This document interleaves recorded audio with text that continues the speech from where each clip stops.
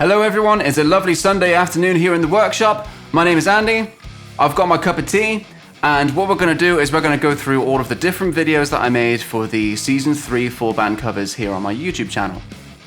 So, we're just going to go through in order of all the different ones that I did, and we're going to treat this as kind of like a production commentary, like you'd have on like a DVD extra for a film. And I'll just explain just anything that was going on during that time period, or how I recorded certain things, or different equipment that I used, things like that, and we'll just kind of like get some nice closure on the whole season. Okay, right, well, let's get started. So first of all, we have got Toto, Hold the Line. Let's do this. Okay, so this is the first cover that I actually filmed with the new workshop layout, and I still kept all of the equipment that I had here from the ones that I did a few years ago. So I've still got the same guitar, it's still got the same pickup stuff there, same drums, same cymbals. For this season, with that microphone there, that is an Audio-Technica AE5400 or 5400, and I've had that since I've actually started doing my full band covers from the beginning. I just decided to use that one for these covers as opposed to the SE2200A that I had, just because I don't know, it seemed to have just better presence. I noticed that the SE2200A for my voice was quite washy. So that was one thing that majorly changed with these videos, was just that, yeah, I used that microphone exclusively for vocals in every single one. Guitar tone for this one was done with a orange micro dark. That voice was also something new that I learned for this season as well, but we'll come back to that in a bit. Yeah, the guitars were done with an orange micro dark, going into a Roadkill 2x12. It was a cab that belonged to my friend James, who is doing the guitar solo for this song, by the way. He did an absolutely banging job. But yeah, he lent me this 2x12, which have eminent speakers in them, and it was a killer setup. And he doesn't use the cab for his solo here. He uses the Kemper that he's playing through right there.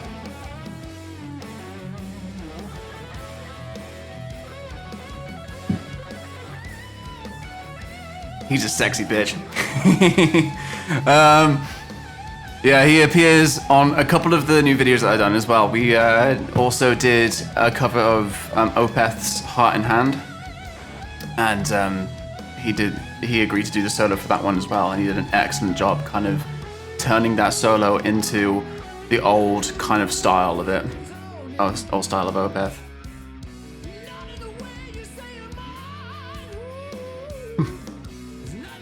Goes a little bit kind of like wild Jeff Buckley there, I think. Wasn't the intention, I just think sometimes that naturally happens. But yeah, like that was a voice, a style of voice that I had, that I had kind of like worked on, because I couldn't do that previously before this season, and it took a drive up to Wales and just experimenting with my voice to realize that it is actually possible for me to do. The voice I actually used for this chorus is actually like one of the easiest voices. I actually much prefer doing that to singing usually. Actually, I find it just so much easier to do. It just comes to me a lot more naturally.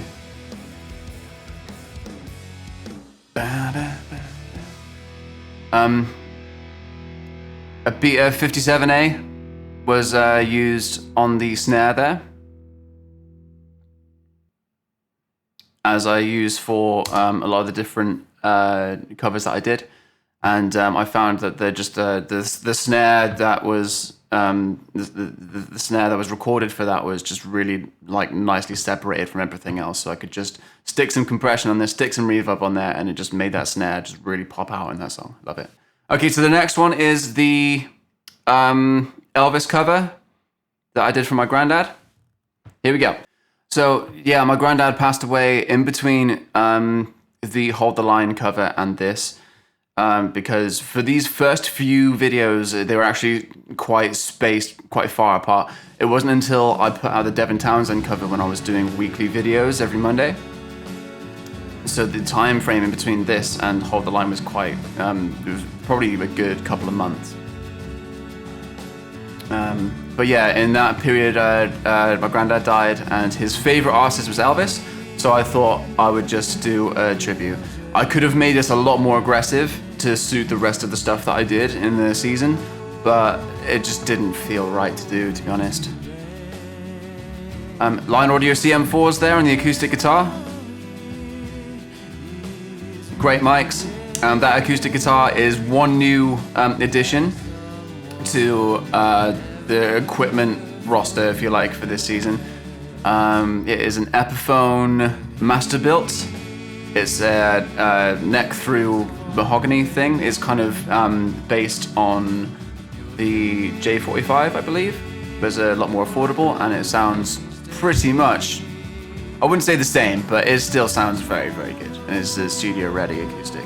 And the reason I got it was because the one that you can see behind my head there used to be my acoustic that I used in my Porcupine Tree videos and my Devin Townsend covers and things like that.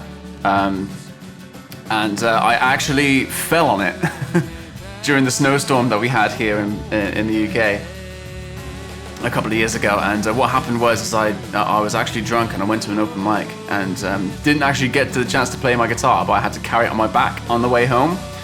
And walking along the cobbled roads of the Barbican where I live, I just slipped straight back and just crushed the guitar just underneath my back.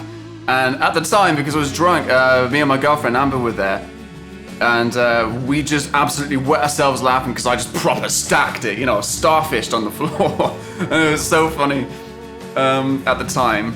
And then the next morning I was like, wait, I wore my guitar case on my back when that happened. And then I opened my guitar case and I just saw like you can see where the green tape is, and that's a huge split that goes all the way down the front of that body. And yeah, it kind of ruined that.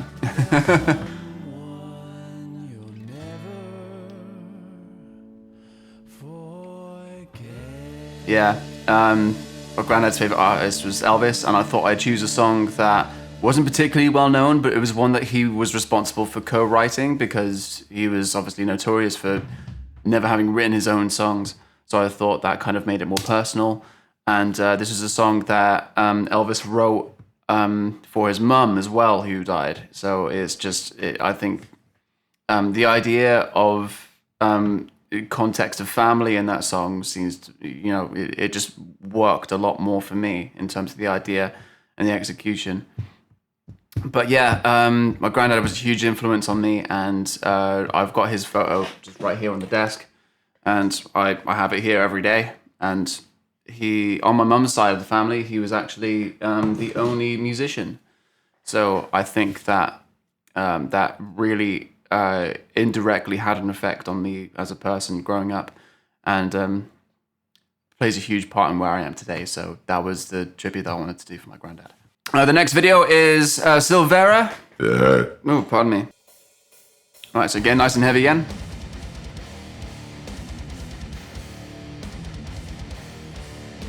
I think this is the last one that I did using both cameras, because the cameras that I'm using for the season mainly is the GH4 that I'm using for this right now. And I kind of wanted to try and use that as well as the 5D Mark II that I was using in the previous season. But I've stopped doing that after either this video or the next one. Just because the kind of juxtaposition of having 50 frames per second and then 24 frames per second just didn't... It seemed a bit jarring, so I just wanted to keep it 50 frames. Doing this voice was mental. Oh, I remember because in terms of like vocal technique, I kind of bounced it down to two different positions of the larynx. So when you do the high larynx, there's kind of like you have the sort of constipated, and then you do it like that, and then you go from there. Or there's a low larynx where you go, and you go from there. So what I tried to do was I tried to get some sort of pitch screaming with that low laryngeal position. I think that might have been high larynx there, but like the lower larynx in the verses, it was just, I was like literally just trying to blow my throat out, and it wasn't, it isn't a recommendable technique. But like when I'm trying to achieve those pitches with the high larynx, I think just with the texture of my voice is not quite heavy enough. So I tried to go lower and deeper with the larynx to try and get a different texture and a heavier texture out of my voice. And it's definitely something that I shouldn't do often.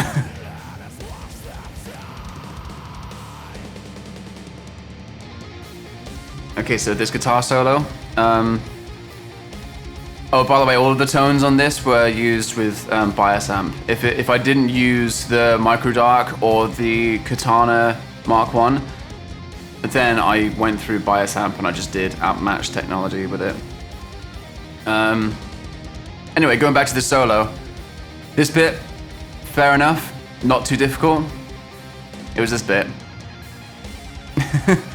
I think I had to kind of figure out a way to like be some sort of like kind of geriatric kind of like, you know, barely touching it. It is like, you can't think of it as you're doing two separate movements. You have to twitch it, and that's the only way. You know, I had to actually tense the rest of my body just to make sure that I can get that like in there, just like proper. And yeah, it was a difficult thing to do. I like the sliding that I do here. I think that adds a nice texture. It has a nice texture to the kind of how the riff plays out.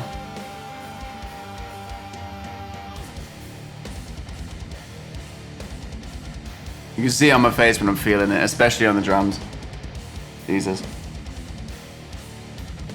Oh, I use bias amp for the bass as well. I found a pretty meaty tone that I can use for all of the like bass tones on this. Like I kind of pretty much use the same one each time. Okay, moving on to Devin Townsend. There is so much to talk about on this one. I think this has to be the most expansive project that I've ever done, especially for a full band cover. It was probably about 250 tracks plus. With the help of my good friend Rowan Edwards helping me out with a lot of the synths on this. Amber helped me out with this. Oh, there's the acoustic again. CM4 mic there, really, really good for acoustics and overheads. Yeah, Amber helped me out as well with these guys. We had strings on the back of them, and she just sat under the table, just pulling these strings to like the tune of the melody. And they have their own CM4 as well. That's the 24 frames camera, and then that's the 50. See, it's kind of like jarring disposition there, so I think this is the last one that I did both cameras for.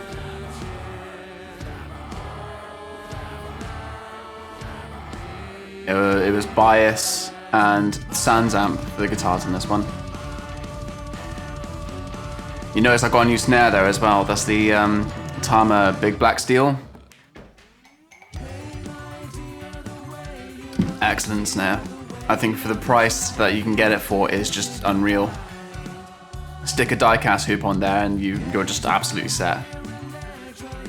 I still need to get a die-cast hoop for it. So this is a bitch to learn for every instrument. This part of the song. I think probably the hardest one was drums for me. I think the bass a close second. But yeah, it took weeks and weeks of learning and practicing and perfecting those bits just to try and get decent enough takes to put together. I think if I tried to work this one in the time frame of the weekly videos I was doing, it just wouldn't be possible. This was filmed during the start of the whole lockdown period, so I didn't have any work. I was starting to come to the studio every day and just working like 8 hours a day just on these videos just to make sure that I could make the weekly uploads. But prior to that, this one probably took about a month, maybe 3 weeks. And it was a case of just taking my time and trying to film this in advance. I did this song, Return of the Mack, and the Opeth video all in the same kind of like sessions. I was doing them all at the same time.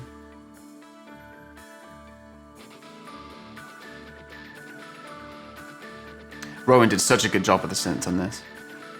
Like, they just blend really, really well.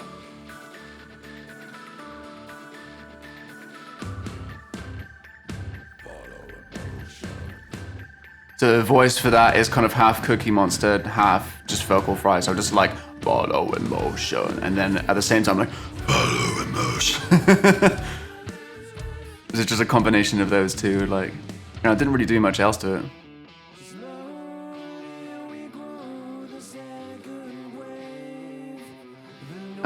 My pitch is kind of like off usually when it comes to my vocals. So it required quite a lot of just doing take after take after take to get these ones on pitch properly. That's another thing that can be said for this full band cover, because I started using Pro Tools. I didn't have the Dyna audio thing that you get with Cubase to like just do slight pitch corrections and stuff. So all of the vocals that you can hear in this season are just, they're not pitch corrected whatsoever.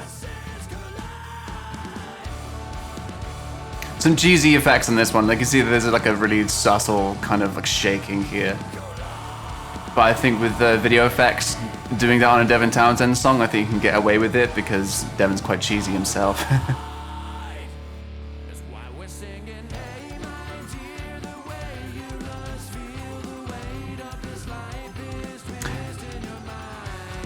So I'm doing the kind of same drum beat here, but the bass is a lot more relaxed. That definitely makes the drums the hardest bit in this one. Really happy with how the mix turned out on this one as well. Like, it was quite smooth.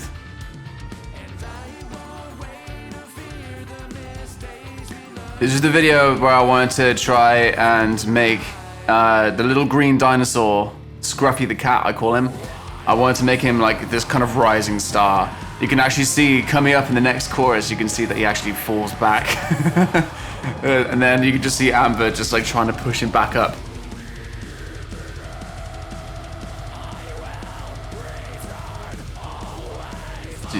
So you can see him there, and yeah, there he goes. And then you just see him just like pop back up.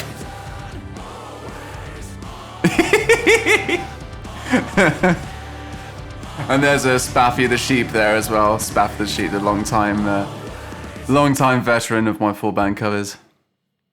And you'll just see Amber just pop out. Yeah. That was good fun, that one. So thank you, Amber, and thank you, Rowan, for your help on that track in particular. It was such a big project, but it turned out really, really well. So happy with it. Okay, the next one is Return of the Mack. I think in terms of mix, I think I was probably the most happy with this one, I think. You know, just in terms of blending everything, guitar tones, just everything worked out really well for this one. One thing that didn't work out was that I forgot to use, so I've got like not a spotlight, I've got a kind of light to help bring light to the shot. I've forgotten what it's called. But I used it there, great shot.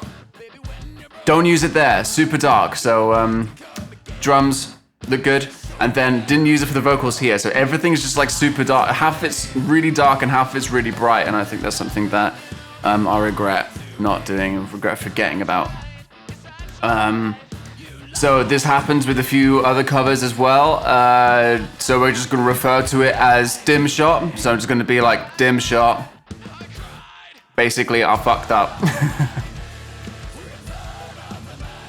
Really happy with my vocal performance in this one as well. I think I had to be kind of ballsy with the verse, and just because I had a bit of a conscious kind of crisis with how to do the voice for this. Because I didn't want this voice to be taken as like a, "Ugh, look at me, I'm so cool, yeah." But I just decided, you know what, fuck it, it suits the song and it's okay for me to do, so So that's my normal clean singing voice, and I just really didn't want to do that over the verses. It just wouldn't work. The chorus voice for this is pretty much recorded exactly the same way as the Hold the Line one. I think that's kind of like a signature voice for me, and it's one that I like doing, and it's super easy for me to do. I think I used... I'm pretty sure that I used the katana for this one. So I was on tour with a blues musician called... Oh, actually, I'll come back to that in a bit. There's my girlfriend in all her glory, and Scruffy the cat. This is so much fun to film. I wanted to do it like scene by scene. Like that one's my favorite. The last one where it just pans across the back of Scruffy. We wanted to do like just like a shot for shot recreation of the actual original video, the original music video for the song, and it's just so cheesy. I like the guitar interludes in this bit. What was I saying? Yeah, I was given a katana combo, Mark 1 Boss 50 watts, by this blues musician who hired me to tour with him and be his drummer. And he just gave it to me, and I was like, okay. So I believe the guitar tones in this one are a combination of two 57s in Fredman kind of configuration, where one is straight and one of them is at 45. And that's using the stock speaker that comes with the combo.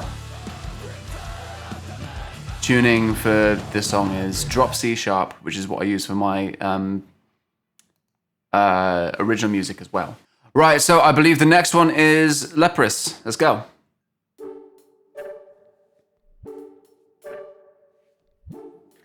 So I wasn't originally planning on doing this one. There's a friend of mine who I was going to do a cover of Metro Station with Shake, shake, shake, shake, shake it. I was going to be doing that one because that was the song that he wanted to do, my friend. And it didn't work out. I recorded the drums for it, and then just the plans kind of fell through. So I had about 4 days left in the week to try and get something out for the next Monday upload. And I was listening to a lot of Leprous, so I thought I'd give it a go. I think most of the time was probably spent doing, like, figuring out the synths for this, because synths has always been kind of like a weakness for me, I think. I'm not adept at trying to find sounds and making like sine and square waves work in my favor. One thing I want to say about this is something I didn't mention with the Devin Townsend cover as well, is that I used the BandLab free orchestra to do those bits. So that's, yeah, so both of those used just the free BandLab orchestra sound. I'm not actually playing the bass here, it's the synth bass. Scruffy the cat, just chilling on the sofa in the back there.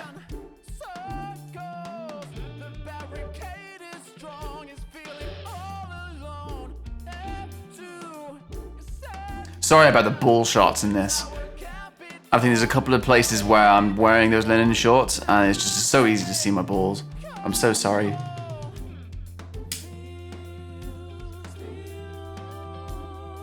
I got some of the lyrics in this one wrong as well. I've got Google to thank for that because I didn't do as much extensive research in the lyrics as I should have. And I just kind of went with what came up on Google, and that was just the wrong thing to do. Never do that. Usually you've got the band website, or you've got Reddit pages and stuff. Or Song Meanings is actually a good website to find the legit lyrics that you've got.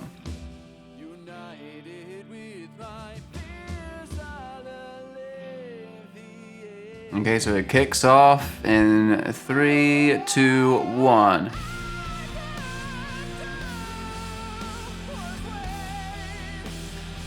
So it looks like I'm in pain singing there, but that's actually not the case. I was trying to kind of not feign the emotion, but it's like I'm trying to be like, just to kind of like try and tap into the emotion of the song a bit more.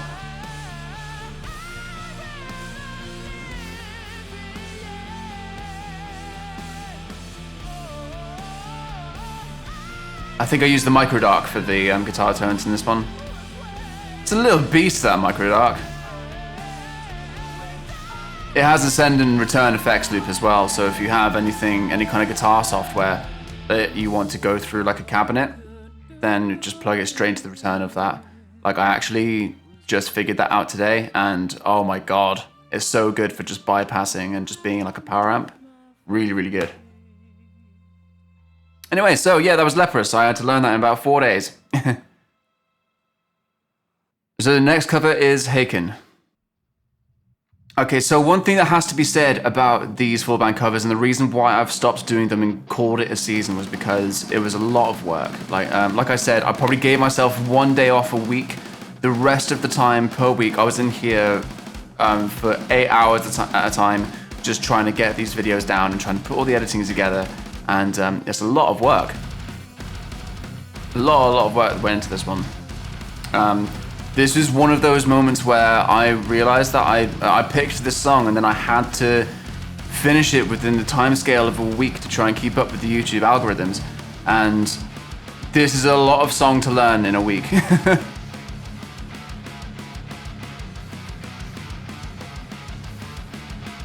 I mean, it's a good thing that I enjoyed it, because you know, it's a blend of Fear Factory and Devin Townsend and Dream Theater, which is a really good combo for me. I couldn't get the whole of the plush choir in for this one, so I just got 3 stars. So that's Scruffy the cat on the left, Spaffy the sheep on the right, and I believe the guy in the middle is the monk soul brother. I will say oh, that's my favorite mouse mat in the world, by the way. I fucking love that mouse mat.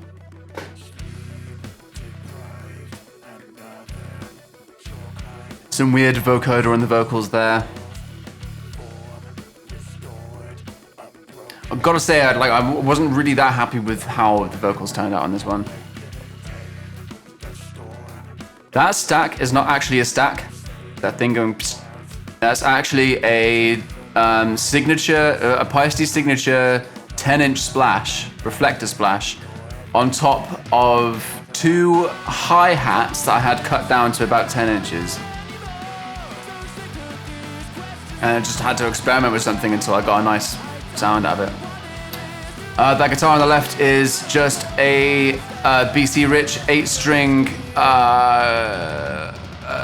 Bandit? They call it a Bandit? Something like that. I can't remember exactly what it is, but that was lent to me by my friend Vinny, and he just didn't want it back, so I'm just holding on to it until he does. It's still got the stock pickups on it and everything, so the tone isn't perfect. This was using bias amp as well. I actually found quite a decent tone. And I just amp matched it to the actual guitar sounds that are on the album, on the song. You notice that there's just an absolute fuckery of a mic there on the floor some. That's actually, I ran out of mics, so I had to use an Omni, like this tiny little Omni. I think I've got one around here somewhere. Right, so there's, this is the mic that I actually use for the floor tom, and there's an Omni, tiny little bullet thing. So I had that on the floor tom. Obviously, when it comes to Omni mics, it picks up all of the room, so I had to it absolutely cake it in foam to make sure that it didn't pick up any of the crap. This solo was fun. I don't usually enjoy solos, but like this one wasn't too much. Like, I know it was just like kind of wanky, kind of proggy, shreddy stuff, but yeah, you know, it was actually alright. It was a lot easier than I thought it would be.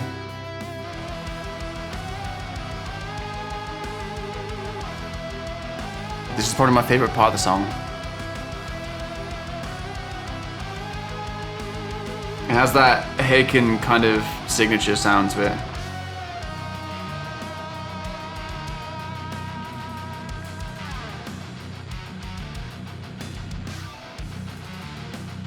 His signature pick scrape. The sound of 2015.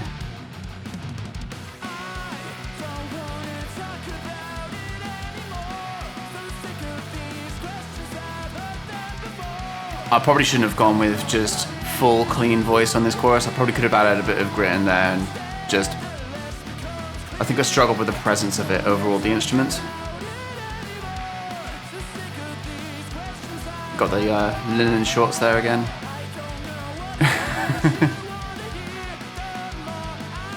Look how red I am. Oh, to try and tighten up the kick on this one as well, I used a 20-inch Sona kick. Usually I go through, you can actually see in the back there of the choir, I usually use, so the whole kit is essentially a Tama Star Classic BB Performer. So this was in the yesteryear finishes and sizes, which means the kick is a 22x16. But for this particular cover, and I think for the next one, which is the Lamb of God one, I use that right there, which is a Sona 20-inch kick. I think it's like a Force 307. So look. Yes. Force 507. That was a cool riff. That was fun to do. But yeah, trying to get that whole song done in the time scale of like a week, I would just, it's just long nights trying to put that together and learn everything and record everything properly. And it kind of started to kind of put into my head that it, you know, whilst it was a lot of fun, it did start to feel like work. And I wanted to not get myself to that point again where I'm not having fun doing it. So that's why I kind of realized that by the time I finished the Static X and the Mr. Bungle cover, I kind of realized that I kind of did everything that I sought out to do with these collections, with this collection of videos. So I just wanted to kind of call it there. Right, so Lamb of God next. One thing that you might be interested to know is that all of these instruments for this cover is just all one take, which is really nice for me to film. I had to learn how to do core vocals for this as well, which is something that really eluded me like over the last few years, and it's just something that I figured out. After the Haken cover, I needed something really easy to do as well. I actually recorded the drums for this in the same time period as I was doing Haken. That's just a 58. Really simple setup for the recording of this. I think it's only 7 mics on the drums, 2 overheads, 2 kicks, 2 snares, and like 1 mic that's on the high tone because it's used once in the entire song. Very like little use of toms in this song.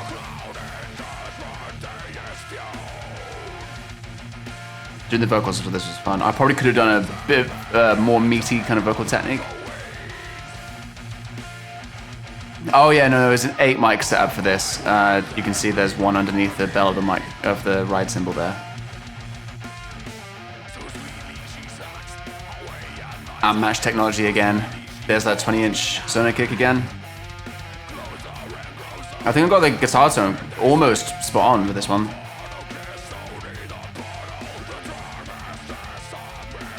Holding the camera there was a stylistic choice. I think kind of added a bit of intensity to the whole thing.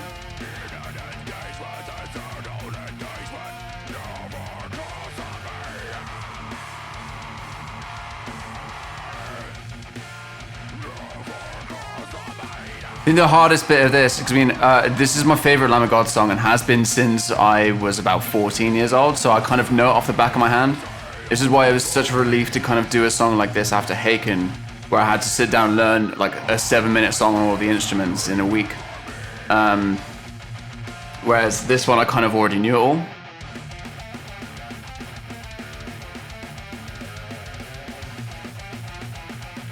The timing on these guitar riffs are hard though. One thing I noticed is that playing the song all the way through was like, Jesus, like that right hand action. Like Lamb of God must be just fucking master masturbators.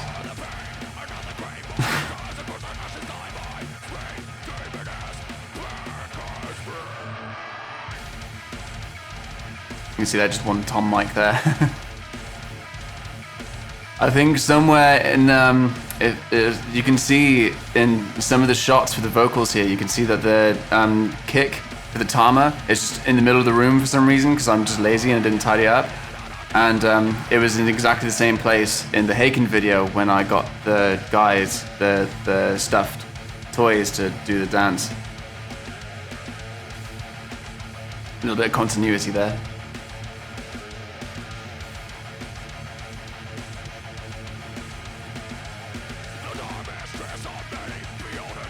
Once I actually figured out this vocal technique, it was just really, really nice to do.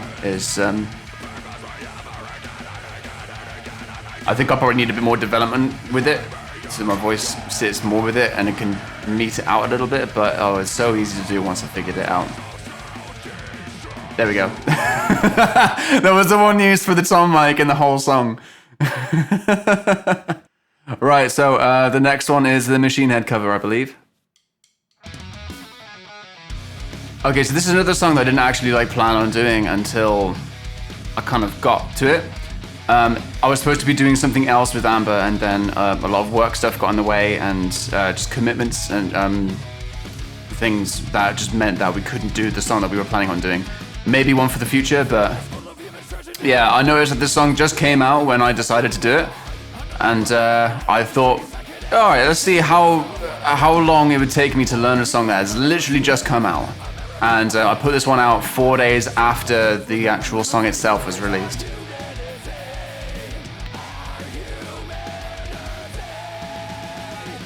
Little pitchy vocals there.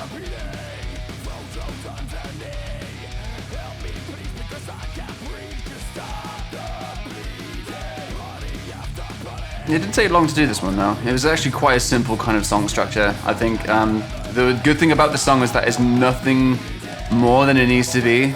It wasn't trying to be this huge prog epic or have this incredible riff. It's just a song to kind of support the Black Lives Matter protests, and it does just that. So I've got a lot of time for it. I did those 2 different voices, so I had to try and do Rob Flynn and Jesse Leach in this song, which is quite a tall order. I think I did a better job with Rob Flynn than I did with Jesse. I think the whole high core vocals is still something that kind of eludes me a little bit.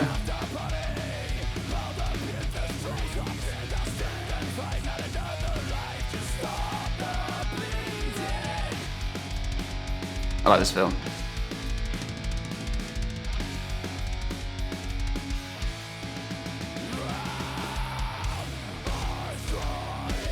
Quite happy with the production in this one. It's quite meaty. I did use the amp match technology again for bias amp.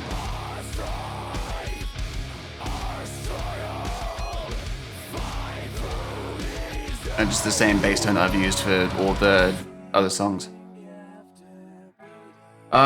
In terms of production, so I use Pro Tools for all of these songs, and most of my signal chain for each instrument would probably be the SSL E channel by Waves, Sound Toys Decapitator, and OEK Soothe.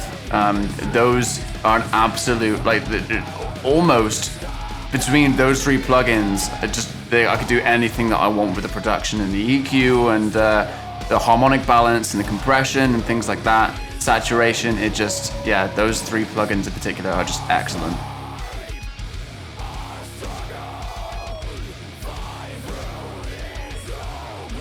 I think my agenda on the whole Black Lives Matter thing is just, I don't know, is very, very, very simply just, I think you're a fucking idiot if you're racist. And that's basically it. Anyway, political discussions aside, let's move on to the next cover. So the next cover is Static X.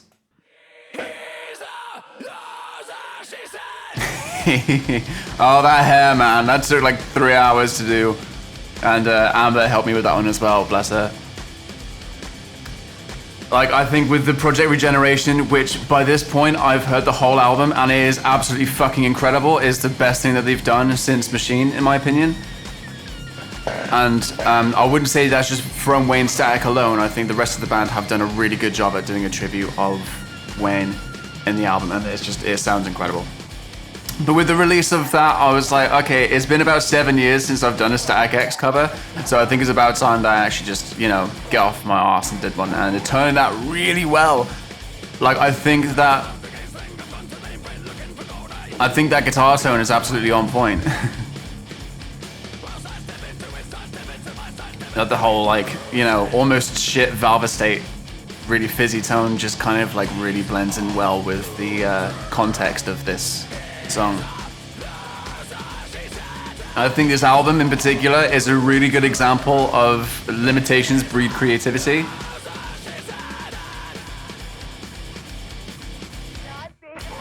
So I think I used amp match technology with this one as well. I think I had to, just to get the tone absolutely spot on. It took quite a while to get the tone in there, actually. The drum production is very minimal. I kind of separated the drums and the cymbals in terms of their mixing. And so I had a kind of like a separate compression bus for all of the drums, and all the cymbals were done separately to kind of mimic the idea that they recorded with piezo mics and triggered all of the drum sounds and then just played the cymbals over the top like they did in the recordings. And I think it worked quite effectively. And then obviously I used a Boss DR670. I used this guy for all of the claps and all of the electronic drum sample things. There's a Boss DR670, you probably can't see it, but I used Podolsky and Zebralette for all the synth samples on this, and then Sound Toys Decapitator, which just really blended them all in with the mix and got me really close to the original samples. This song was super fun to do. Loved doing this.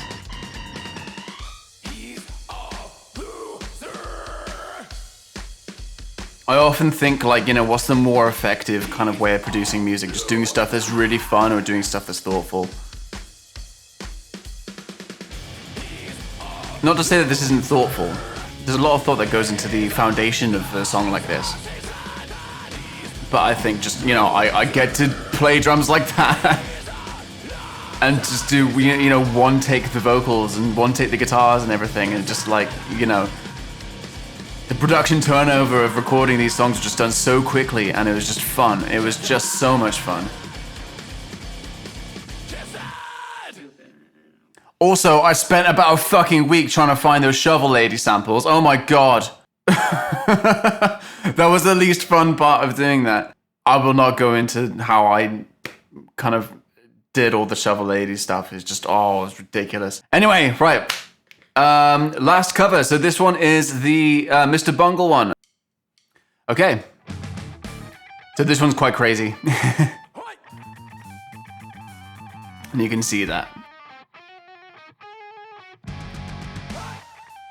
With Mr. Bungle redoing their first EP that they ever put out in like a thrash style with Scott Ian and Dave Lombardo, that kind of inspired me to do a more thrash version of this song, where 80% of it is guitar. And also made it more accessible for me to do this song, because then I didn't have to track down all of the samples or recreate all of the Middle Eastern instruments that I used in this.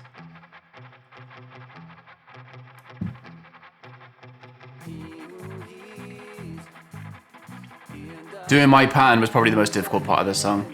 Lots of guitar parts I had to learn, obviously.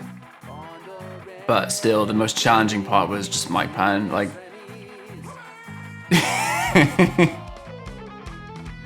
You've gotta embrace the idea that what you're doing is just really cringy, just by default. So I think the more that you kind of like embrace that, the more you can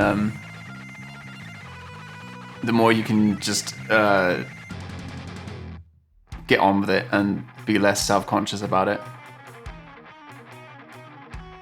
I realize that I'm cringy as hell most of the time, and when it comes down to that, I'd much rather have fun.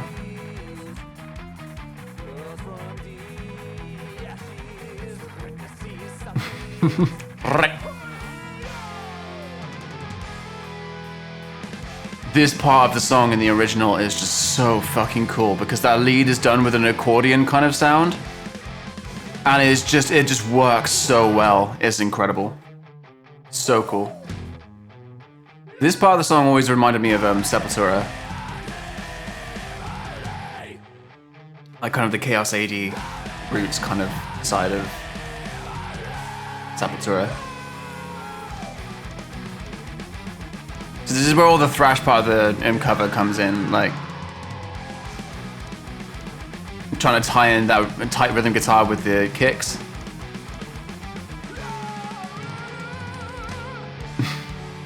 Half yell, half opera. That's my pattern for you.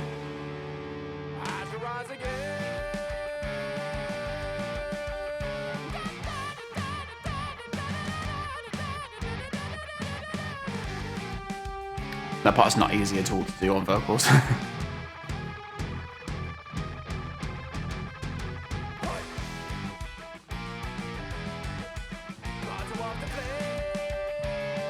Really good lyrics in this song as well. Really good lyrics in all Mr. Bungle songs. Like they're just like this album, California, is just a whole album listened through, complete masterpiece. I was really nervous about doing this song.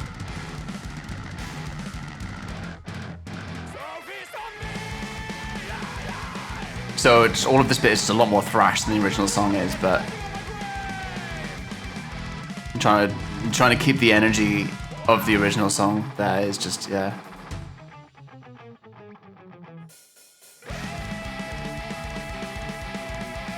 I think I've said all I need to say about these videos now. I think it's just, I mean, the reason why I stopped with this one is kind of like, you know, once you've done this, there's no, like if I did any song after this now, it would just kind of feel like an afterthought.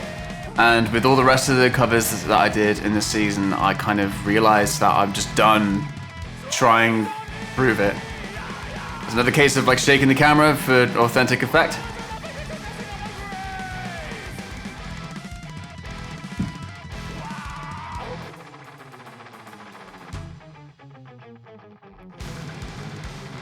Yeah, I think just once you're done kind of, you know, I think there should be the philosophy for anything. You just keep doing it until you've said what you needed to say. And then once you've said everything you need to say, it's time to do something else.